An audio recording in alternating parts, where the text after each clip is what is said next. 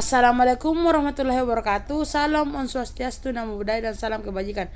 Perkenalkan, saya Prita Ulan Marsanda Burhan dengan NIM 230305500031, Prodi Gizi angkatan 23. Di sini saya akan menjelaskan pemberian obat rute 4 intervena.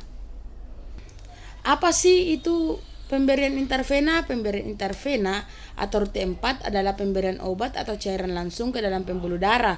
Ada dua bentuk utama, yaitu bolus atau 4 push injeks cepat dan infus larutan yang diberikan perlahan, kontinu dan intermiten. Rute ini memberikan efek yang cepat karena obat langsung masuk di sirkulasi.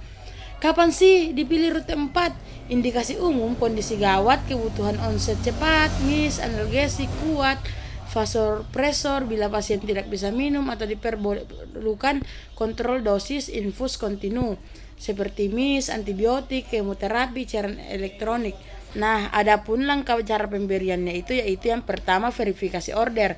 Nama pasien, obat, dosis, rute, kecepatan. 2. Cek kompatibilitas dan kelarutan. Obat tanpa pelarut, bila perlu digunakan sumber obat atau racun obat. 3. Asepsis, cuci tangan, digunakan sarung tangan steril, siapkan alat steril. 4. Persiapan obat, larut dilusi sesuatu panduan label syringe segera setelah diteli. Apa sih itu pemberian intervena? Pemberian intervena atau rute 4 adalah pemberian obat atau cairan langsung ke dalam pembuluh darah. Ada dua bentuk utama, yaitu bolus atau push injeks cepat dan infus larutan yang diberikan perlahan, kontinu dan intermiten.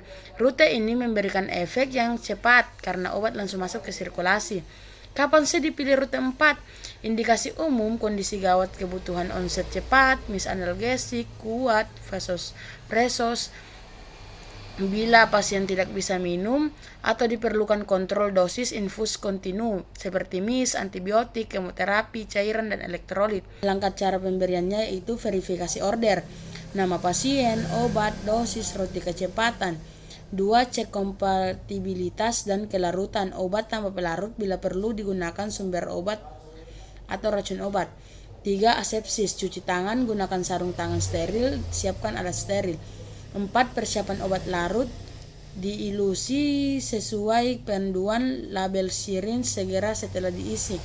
5. Periksa akses 4, potensi, lokasi, tanda infeksi atau ekstravasasi. 6. Berikan obat sesuai kecepatan. 4. Push sama dengan sesuai pedoman, infus sama dengan atur pump atau roller clamp. 7. Flus sebelum sesudah dan sesudah bila perlu. Salin 0,9% dan monitor pasien. Nah, catatan penting yaitu jangan meninggalkan sharing tak berlaber, periksa alarm pompa, catat waktu dan reaksi. Adapun kelebihan dan kekurangan dari rute ini yaitu yang pertama itu kelebihannya onset cepat dan kontrol dosis akurat. Cocok untuk pasien kritis dan obat yang tidak bisa diberikan oral. Dapat diberikan kontinu, terapi cairan, infus dan obat. Kekurangan atau risikonya yaitu risiko medication errors, dosis dan kecepatan lebih tinggi dibanding rute lain. Risiko infeksi, trombosis dan ekstravasasi, obat merusak jaringan bila bocor. Beberapa obat berisiko tinggi bila salah diberikan.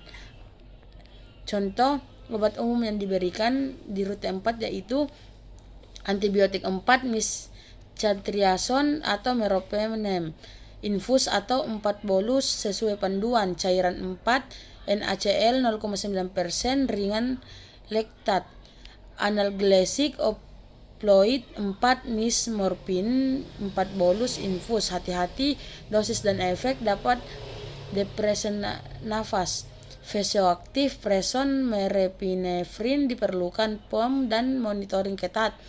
Kemoterapi, agen sitotoksik, protokol khusus dan PPE. Hal penting pasien keluarga harus tahu dan yang perlu diperhatikan.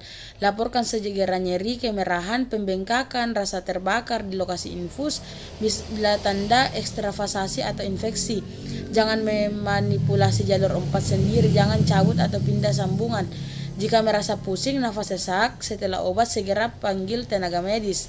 Tanyakan tujuan obat, kemungkinan efek samping umum seperti mual, sakit kepala, reaksi alergi, dan apakah perlu puasa sebelum mengkonsumsi obat tertentu.